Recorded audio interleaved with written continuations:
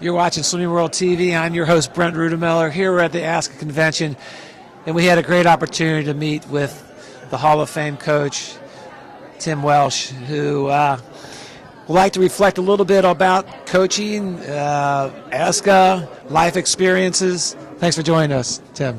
Well, thank you. It's great to be here. It's great to be at the clinic always. Wait, when you come here, is it business or is it family? Oh, the coaches here are family. Yeah. And I've been coming to this clinic since sometime in the 70s, and I've loved the clinic. I've loved being a part of it.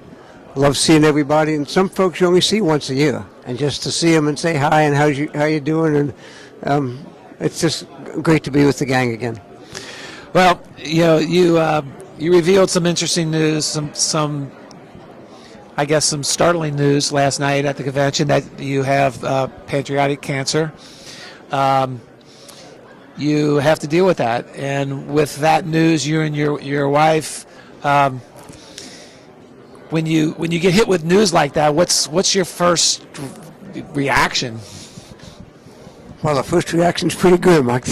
But we have a plan, and my wife is a rock, as all our wives are, and there hasn't been even half a thought in her mind that we're not going to win this battle.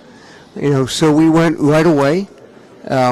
We found an oncologist in town. We have a plan. So we've got a chemotherapy plan. Today is we go back on Sunday. I start chemotherapy on Tuesday, and then it's 3 months of chemotherapy, and then there'll be surgery following that. We know who the surgeon is. We're having chemo on Tuesday. We're going to meet the surgeon on Wednesday. And we're going right after it in the same way, you would with your team. I mean, if your team is having an issue, waiting for it to go away doesn't work. You find what you need to do, you address the problem, and you go right after it and hope that you can get it fixed. And a great deal of our preparation is spiritual, and I mean, I don't want to be churchy about it, but the fact is, as you know, many years ago, our team was involved in a bus accident. Yeah, with Haley Scott. Haley Scott survived and has done absolutely wonderful things. Megan Beadle and Colleen Hibb died in the bus accident. But what we remember that applies right now is that people were wonderful, and people sent support and love and prayers, and we know that we healed from a distance. And that's not theoretical for us. We've been through that. And so we believe right now, that healing from a distance is possible, and all the wonderful support we've gotten from our Notre Dame alumni and the swimming alumni here, we know that helps. And we believe in prayer. Prayer helps. So the network is out there, and people are helping us, and we know that, and we very, very gratefully accept it. What you take from the life experiences of being a coach, what commonalities do you find, throughout the coaching community and the value of coaching that applies in everyday life and maybe even to your current circumstance?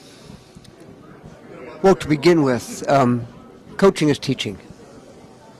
Coaching is teaching, and for me, and I think for everybody, certainly at this clinic, and throughout the swimming world, it's teaching at a very high level.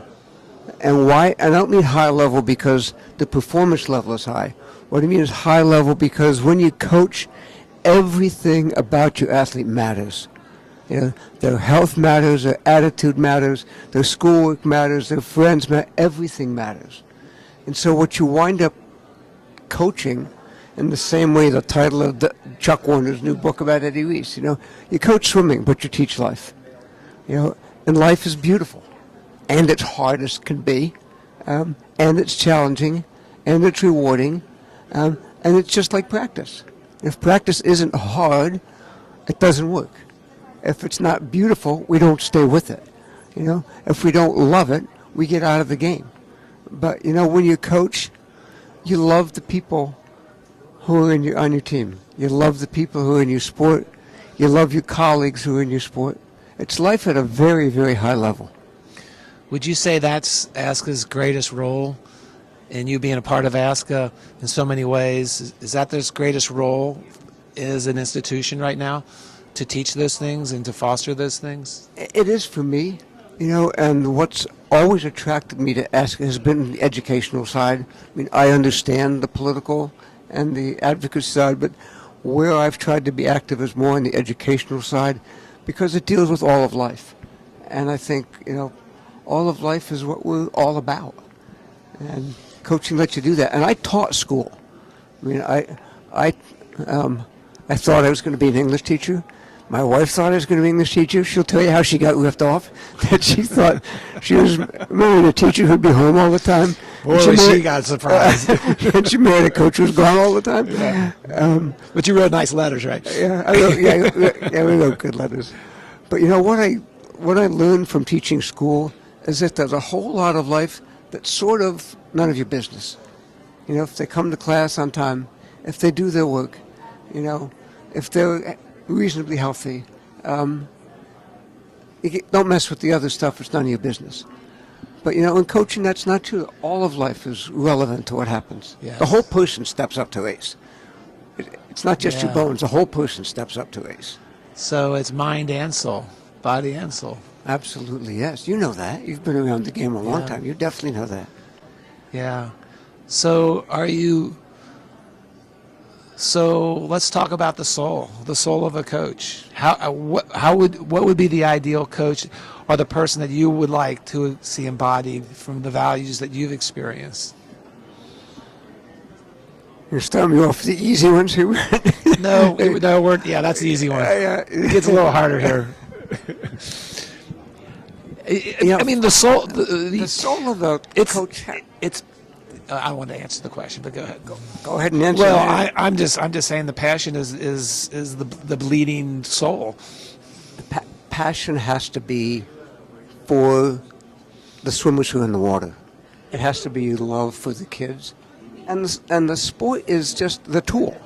We teach that through swimming because that's our tool, and what we're so lucky and fortunate and beautiful about is it's a tool that involves everything in our lives. But we have to care about our swimmers. We have to love them, and we have to enforce standards. We want our coaches to be knowledgeable. We want it all to always be involved in self-education and focused on the future and understanding the past. And probably 15 years ago, Father John Jenkins, who's now the president of Notre Dame, in his inaugural address, he defined the mission of the university in 7 words. He said, here's what it is: seek God, study the world, serve humanity. Boom. Sign up for that. Yeah, sign up for that for my whole life. And you have all 3 of those. When you look at the lessons. First of all, there's a level of faith, okay, and I'm not talking about religious faith, but just believing in an outcome. Exactly. And when you try to instill an outcome in an athlete, then you try to show them the tools through visualization or prayer, through hard work, planning your work, seeing outcome, measuring success. And can you think of any experience where everything that you put inside, where you instill all these things into an athlete, all of a sudden came to fruition to the point where it reinforced everything to begin with? I think in the first place, I don't think you put anything into the athlete. I think that the athlete is receptive, and I think you offer ideas, you offer love, you offer hope, you offer challenge, you offer respect, you offer support, you offer everything you've got. But it's the athlete who has to be receptive for that to happen. Okay.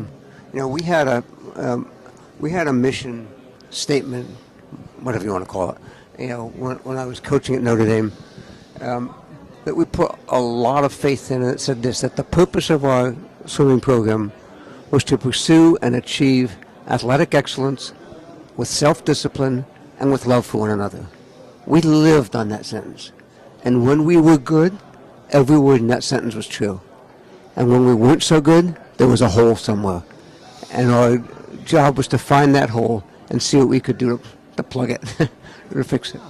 So all of these tools that you used at Notre Dame and through your coaching career to have someone have an outcome, whether it's in the pool or in a life experience, are you kind of reflecting on those now personally, on what tools you're going to be using? Well, definitely yes. You mentioned Haley Scott a few minutes ago. Haley has become a beautiful, strong human being, and she spends her life helping people. It's remarkable, and she will be the first to tell you that of all of the horrible things that came out of the bus accident, She broke her spine. she broke her spine. And her book is Beyond All. Was it? Yeah, go ahead. What are the odds? What are the odds? Yes. It's part of the Notre Dame fight song. What are the odds, be great or small? Old Notre Dame will That's win where she overall. goes. So that's But she what did the break her spine, but go ahead. and she had several surgeries. I mean, she had surgeries where they went in from the front, took all of her insides out, tried to straighten her spine, then put everything back in again. She had more than one of those. What does she do now? She gives talks. She goes around and helps people. She's in touch with anyone who's had a serious bus accident, car accident, tragic accident involving school children. She has written her book. And she just stays in touch. I mean, she was one of the first people to be in touch with me when this news broke. Yeah. She reaches out to me constantly. And you want to talk about beauty that's come out of tragedy. She's a walking, talking example of beauty that's come out of tragedy. Fantastic. So, I guess when you look back at your experience and your family with ASCA and now where you are in your life and the experiences you have,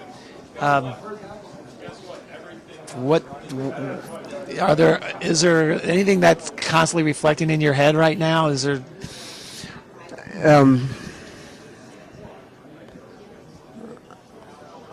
Well, certainly, my wife's love and support has been, constant and even stronger. I mean, she's here with me this week.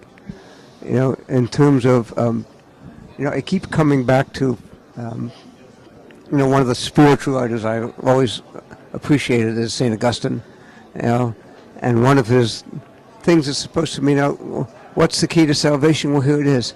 Your work is as if everything depends on you, and your praise is as if everything depends on God. It's kind of a nice combination that we're kind of in the middle of right now. Just work as if it depends on you, and pray as if it depends on God, and both things are true. Well, your work speaks for itself, and all the prayers are with you, Tim. Thank you. Thank you. Thank you.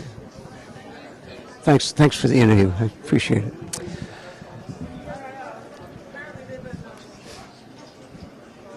This is Brent Rudemeller saying, if you want to win, first help someone else win. Is that all right?